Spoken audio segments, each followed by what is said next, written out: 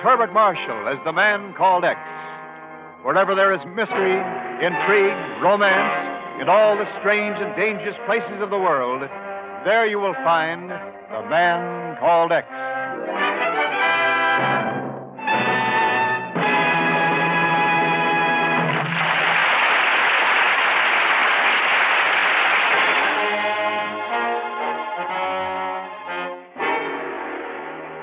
Now presents Herbert Marshall as Ken Thurston, the man called X.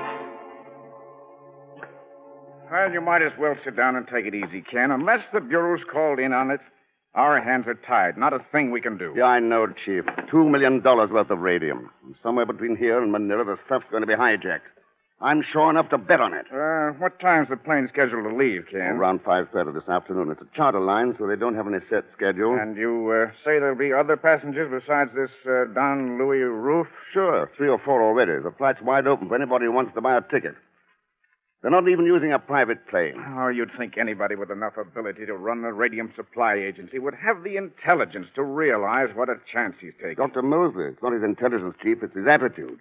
He feels we're unduly alarmed. Oh. Of course, his responsibility is finished as soon as he turns the stuff over to Don Louis here in New York. And Don Louis doesn't want any protection either, eh? Considers it an insult to suggest it.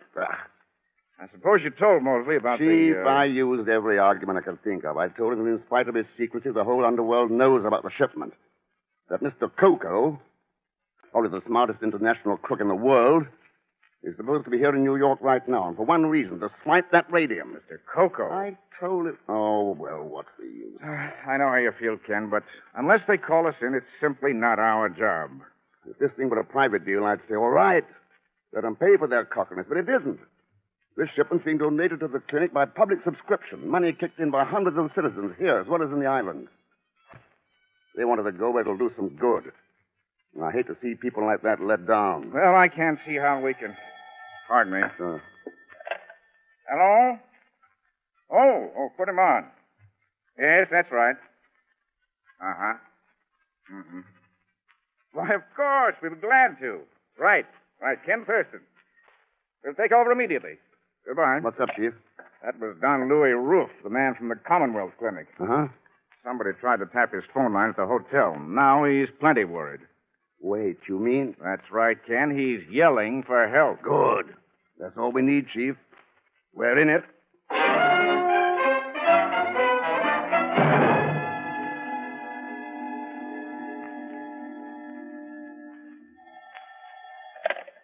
Mr. Pagan Zellschmidt, Esquire. Who's talking, please? Is this the Zellschmidt who's a friend of Ken Thurston, the man called X? Huh? I mean, most likely you have the wrong number. I never even heard of anybody like that. If you're the right guy, I'm ready to send you $100 by messenger. So I'm very sorry. Zellschmidt, I want you to take a message to Mr. X. Tell him if he wants to go on living, he'd better keep his nose out of this radium deal.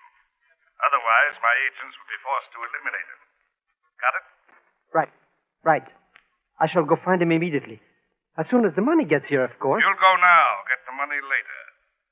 Apparently, you don't realize who you're talking to. As a matter of fact, I don't think I've had the pleasure, Mr. I'm sometimes known as Mr. Coco.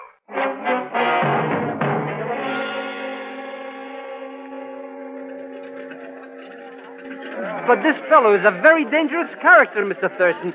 If we get to this plane, maybe he's going to bump you off.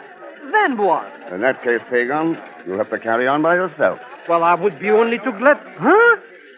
I'm not going. As a matter of fact, I just this minute remembered an appointment or something. It's probably that $100. You'll be in seat 5, Pagan. I've already bought your ticket. But... Pagan, you wouldn't let a close friend go into danger by himself now, would you? No, wouldn't I? Mr. Thurston, I only came to warn you. This Mr. Coco is not only a criminal crook, but he's also a very tough cookie. And he means business. Then if he gets us, we'll go together. Friends to the last. Oh, don't say such I beg your pardon, gentlemen. Huh? Since we seem to be fellow passengers, permit me to introduce myself. I am the Baron Irving von Wolf, at your service. Hi, Baron. My name's Ken Thurston. This is Mr. Zellschmidt. Gentlemen, I wonder if either of you knows the reason for this delay. We should have departed 3 minutes ago. I believe they're waiting for another passenger, Senor Roof from Manila. highly inconsiderate of him. We should have been here on time. You seem to be in a pretty big hurry to get to San Francisco. Are you going on business? Oh, not at all. I do not engage in business, Mr. Thurston. I find the income from my baronial estate quite adequate. You're lucky. Oh, I dare say.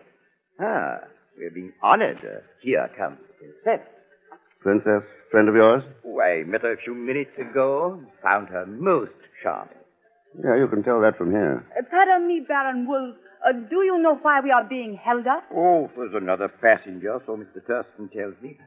Princess Katushka, allow me to present Mr. Ken Thurston and Mr. Zelschmidt. I am honored. You going on this plane, too? I am, at any rate. Mr. Welshmith isn't quite sure yet. Never any question. Oh, Princess. Along with Senor Ruff, then, we seem to be the passenger list. Is that right? Oh, there's one man already on board, I'm told. His name is Dave. He's been asleep in his seat ever since he got there. He snores most dreadfully. Well, I think I'll go on board. I will come with you, if I may. I hope we see a lot more of each other, Mr. Thurston, during the trip. Oh, yes, I'm sure of it. Then for the present, au revoir. See you on board, gentlemen. Mr. Thurston, I'm like a new man. Recapitulated, huh? What a luscious little chipmunk. Chipmunk, eh? It could be. At any rate, she's probably not the Princess Katushka. You mean she's only pretending to... Hey, what's all this? Probably our prize package, complete with police escort. Yep, here comes Don Louis now. Pagon, take a good look at that briefcase. It's worth a couple of $1 million. Good evening, Mr. Thurston. Sorry to be late. We were delayed by traffic. You know Dr. Mosley, of course. Yeah, of course. How are you, Doctor? No trouble so far, then? Not a bit, Mr. Thurston. In fact, I'm inclined to believe the incident at Senor Ruff's hotel was pure coincidence. Had nothing at all to do with the radium shipment. Well, that's possible. Shall we go aboard, Senor Ruff? I wish you the best of luck, Don Louis. It's been a pleasure to deal with you, sir. Sorry you're not going with us, Dr. Mosley. We have some pretty unusual people on board. I doubt there'll be a dull moment in the whole trip.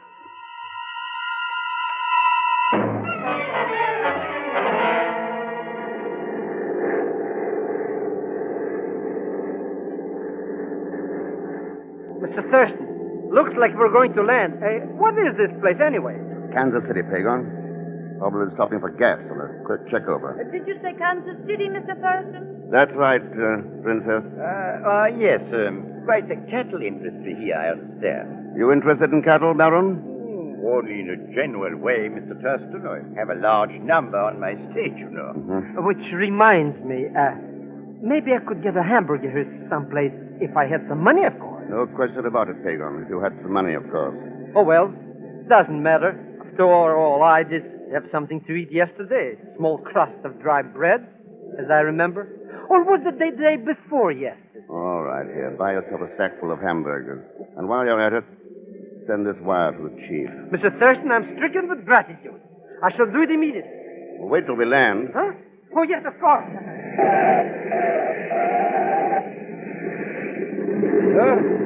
Oh, Mr. Thurston. What is this? We're landing? That's right, Don Louis. Short stop at Kansas City. You had quite a sleep. Well, you may consider that an indication of my confidence in you, Mr. Thurston. I felt most secure. Thanks. That's more than I feel. Something's happened? Not a thing. That's what bothers me. Well, they seem to have arrived. Part of the trip's over, at any rate. I hope you're not too disappointed at the lack of trouble so far, Mr. Thurston. Not disappointed. Only surprised. This is Kansas City. We'll be here about an hour, so you'll have plenty of time to get out and walk around. What's the trouble, pilot? How come an hour? I'm only the co-pilot, mister. The Home Office radioed to us to wait here for another passenger, coming in on the commercial liner from New York. Oh? Yeah, wait. Aren't you Pete Colon? Yeah. You read the newspapers, too, huh? Well, you did get quite a lot of publicity. Why not, when an heiress makes the kind of claim she did? Said I married her for her money, threatened her life, had homicidal tendencies and a criminal mind. Who wouldn't get publicity? Yeah, I guess you got something there. Well, Don Louis, like to get out, take a walk? Yes, an excellent idea. Maybe somebody ought to wake up Mr. Davis. Might want a hamburger or something. It's amazing. Except for the little time at Cleveland, the man has slept through this entire trip. Well, perhaps I'd better tell me we've landed. Mr. Davis. Remarkable accomplishment, being able to sleep that soundly. Good heavens. What is it? That isn't his sleep. He's dead.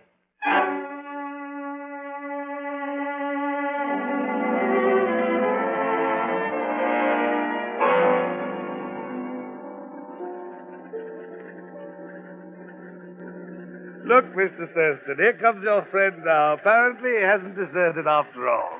Hello, Mr. Thurston. Pagon, what the Sam Hill have you got in all those paper bags? Oh, hamburgers. Well, you only had $5. Must have taken most of that for the telegram. Oh, that I sent it collect. Here, have one. No, thanks. Go ahead. I've got plenty of them. 25, in fact. I thought I might get hungry in the plane, you understand? I see. Mr. Thurston, do you think we'll be held here because of Mr. Davis's death? No, Don Louis, we'll probably take off right away. Our new passenger was supposed to be on that liner that came in a few minutes ago. What do you think was the matter with him, Mr. Thurston?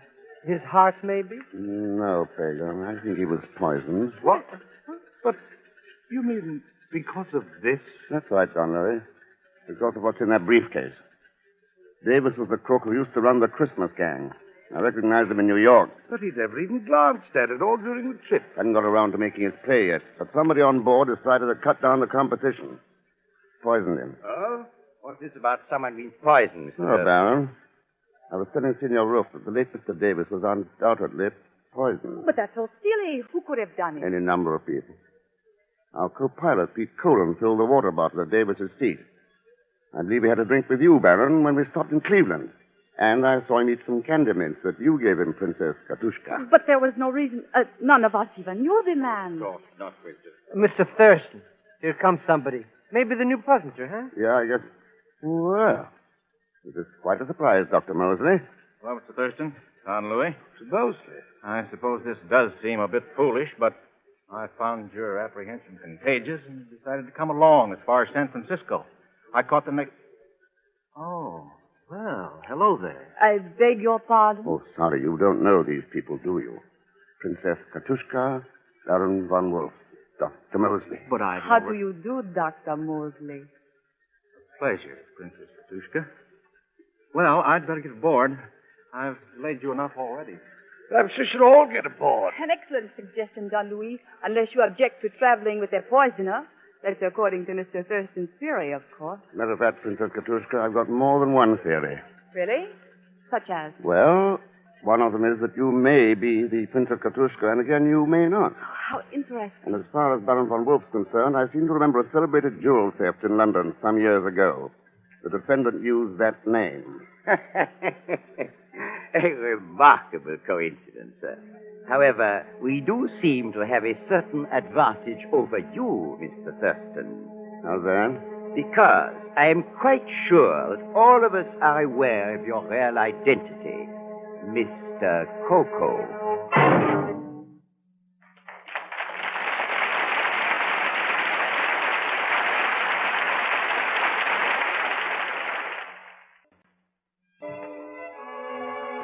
And now to continue with Man Called X, starring Herbert Marshall. Mr. X has watched the briefcase of radium like a hawk ever since the plane left New York. But so far, no direct attempt has been made to steal it. Right now, the plane is making a brief stop in Denver, Colorado. Hello, Mr. Thurston. Hey, what happened to Senor Ruff? Nothing's happened to him, Pagon. He's sitting over there on that station bench, exactly 31 feet away. Why? Oh, nothing. Except I always become very uncomfortable when I get close to $2 million. Here's a telegram from the chief. How do you know who it's from? I'm very glad you mentioned that, Mr. X. You see, it's the humidity. The envelope came unstuck. Let's see. Keep an eye on Don Louis for a second. Height about 5 feet 6, age 37, dark complexion, black curly hair. Teeth, no visible fillings. Weighs somewhere near Mr. 140 Thurston, pounds. there is nobody on board like that. Yeah, so I've noticed. Look, somebody's talking to Don Louis. Yeah, Dr. Mosley. Now he's picking up the briefcase and setting it down again. What is he trying to do anyhow? Hard to tell, Pagan. Attention, all passengers from charter plane to San Francisco, please come aboard. Come on, Pagan. Charter plane Oh, maybe I should have stayed in New York. Only when I saw that princess, what's her name, How could I know she was only a cold fish? Cold fish? Oh, no, I wouldn't say that. Well, Dr. Mosley, you practicing weightlifting? Thurston. Oh, I didn't hear you come up. I was just telling Don Louis here, this briefcase must get pretty heavy. All the lead shielding in it, you know. Yeah, I suppose it does. Yeah, well, I was just going to carry it to the plane for Don Louis. Oh, I wouldn't think of letting you go to all that trouble, Dr. Mosley. Here. I'll be only too happy to carry it. Shall we go, gentlemen?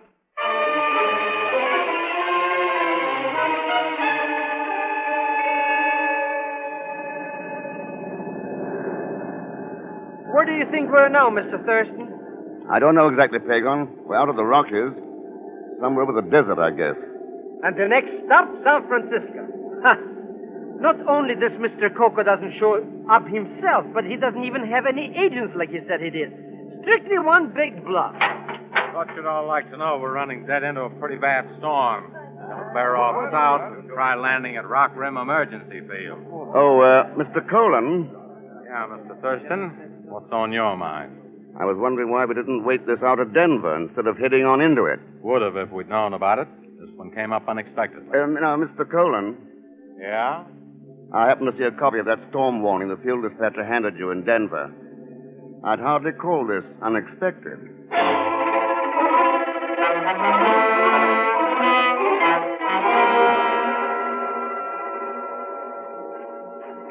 Good heavens! You can't see anything in this dust. We'll get lost. We better stop. The building's over this way. Oh, If I know anything about the desert, there'll be a rain behind this wind. oh. It's a very good thing I bought those hamburgers in Kansas City. Ha! 14 left. Maybe I can make a little profit out of it. Here, over this way. Here's the door to the field office. Ah, detestable climate, I must say. Nothing like it on your estate, Baron. There's shelter at least. That's a relief. Hurry up, everybody inside. I want to keep this sand out. Isn't there anyone here? Place seems deserted. Yeah, it does. Hello, a note from the attendant here on the desk. Yeah. In event of any plane being forced down here, entire facilities are at the disposal of the personnel. I intend to be gone 3 days, servicing flight beacons on the mountain range at the west. Yeah, there seem to be bunk rooms of some sort along the hall back here. Probably living quarters in the rear, there usually are. Uh-oh, the phone's dead. Oh, there's a rather nice lounge. Well, whatever it is, it looks like it's ours for the night. We're stuck here until morning at least. 8 people and $2 million. This might turn out to be quite a night. Oh, would anybody like to buy a nice hamburger? Only 75 cents.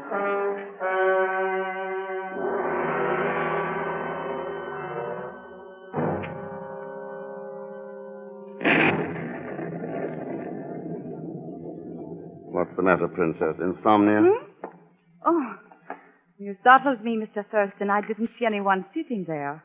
You may as well make it Ken, since we've come this far together. Sit down. All right. Ken, Of course, that leaves me still wondering what to call you. you still think I'm an imposter, don't you? Aren't you? No more than you are. Touche. I suppose our little friends are all tucked in safely. I guess so. Rather surprised at you letting Don Louis out of your sight. You followed him around like a shadow. Well, good reasons for it. Well, of course, you know about that. I can guess. Ken, why do you dislike me so much? I don't. I've been avoiding you because I think you're dangerous. There's a big difference there. Dangerous, Ken? In what way? Well, the way you said that, for one thing. And the way you're looking right now. How am I looking? Let's say, desirable. That covers a lot of ground. I don't go so much for just looking, Ken. No more do I. Where do we go from here? San Francisco. That's for tomorrow. How about tonight? Tonight. That settles that question. And those were gunshots. That's right, baby. No, you stay where you are. Mr. Thurston, that noise. Well, it woke me up. What happened? I think it's a safe bet that somebody shot somebody. Yeah, well, but we've got to do something. Where'd it come from and who was it? I believe I can answer that question, Dr. Mosley. Please stand where you are, Mr. Colon. Don Louis. Well, Colin, that's quite an arm you've got on you. I don't think he's wounded seriously, Mr. Thurston. I'm something of an expert with a pistol. How did it happen, Don Louis? I woke up to find Mr. Colon going through my luggage.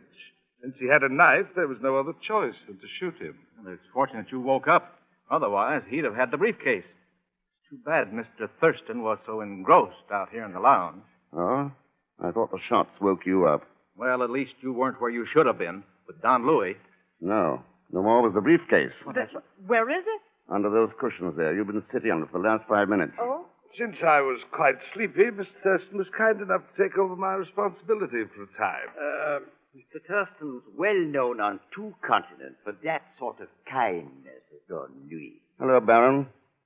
You always wake up with a brandy bottle in your hand? Oh, it's so much excitement. I thought a drink might be in order. I usually found glasses. How about one all around? Excellent suggestion. You didn't count me in. Well, there we are. Just a moment. Mr. Thurston, what's that gun for? Suppose we wait for our host to drink first. Well, All Baron. right, put that gun on them. We can make a deal, Mr. Coco. Coco? But Mr. Thurston is the man called X. Mister. The Baron's been under a misapprehension, and I'll take that bottle now. I think it'll probably hang you, Baron Wolf, for the murder of a man named Davis.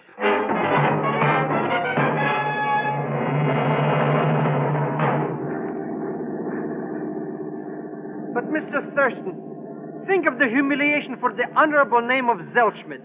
Traveling up here with all these bad characters, and your gun pointed at my back. Why can't I sit with you and Don Louis?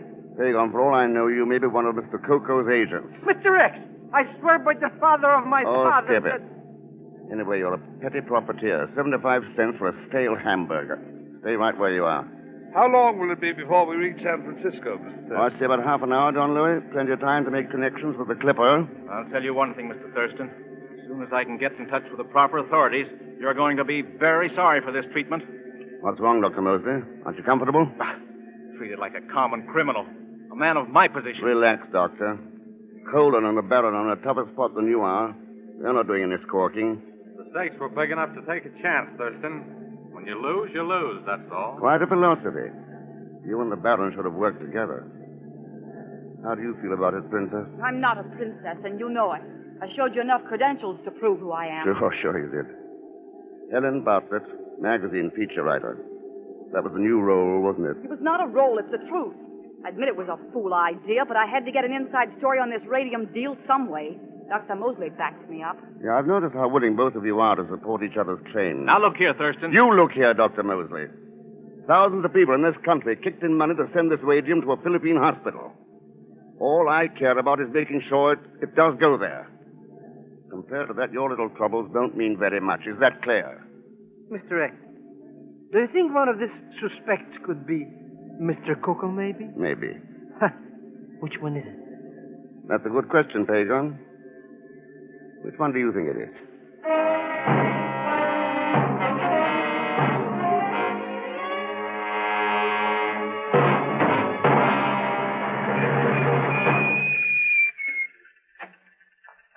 Well, that looks familiar. You mean the Clipper, Don Louis? No, the wharf there. That's where I first landed, coming over from Manila. Well, I guess we may as well see you aboard. And you ought to have a pretty quiet trip from here on. Well, at any rate, Mr. Thurston, it's quite a relief to be vindicated finally and see the proper criminals put into custody. Yeah, it's been quite an experience. From a dangerous femme fatale to a suspect to a bona fide magazine writer all overnight. Helen, you'd be dangerous anyway. But you still show me San Francisco tonight in spite of it. Won't you, Ken? Well, here we are, Mr. Thurston. Yeah. Nice view across the bay. Yes, it is indeed. Now I may as well take the briefcase. Mr. Thurston, neither I nor my people can ever thank you enough for your protection on the trip from New York. That's very generous of you, Don Louis. As I said before, my one interest in this affair is to make sure the radium gets to its destination. Those customs guards there, they have the same idea. What? Why, those rifles are pointing at us. Oh, no, not us. Every one of those rifles is pointed straight at you, Mr. Coco. I seem to have underrated you, Mr. Thurston. How did you find out? Your gun first, please. Thanks. Well, it was your top coat. You threw it across the seat in the plane, and I happened to notice a label. Gonzales de Taylor, Manila. But Don Louis was from Manila. Around it was a line of tiny pinpricks, where another label had been ripped out. So I wired the chief for a description of the real Don Louis roof. You didn't fit it, Mr. Coco. But, Mr. Thurston, I dealt entirely with this man. He presented all the necessary credentials. What happened to the real Don Louis? Well, Mr. Coco, any answer there? We'll find him all right. And when we do, I think we'll find a few bullets fired from this gun. And that ought to make a pretty tight case. Now that I come to think of it, Mr. Thurston, I thought this fellow's voice sounded familiar. Yeah, he's the one who called me on the phone. Pagon, have another hamburger. Well, I don't mind if... Huh? Well... Yes, they're all such fools, Ken. They never see it before it's too late. Helen, any man's a fool when he sets himself against humanity. That's the real man without a country. If such there be, go mark him well. For him no music's raptures swell. As a fool he lives and blindly dies, finding death his only prize. The beautiful sunset there beyond the Golden Gate, except for one dark shadow from that rock on the right. Mr. Coco, that's the rock they'd call Alcatraz.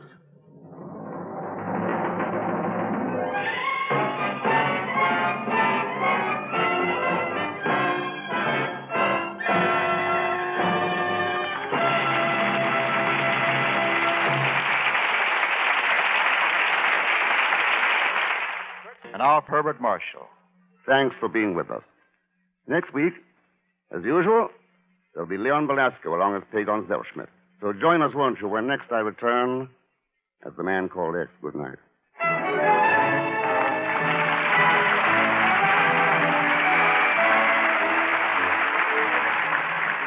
Man Called X is directed by Jack Johnstone, with music composed and conducted by Johnny Green.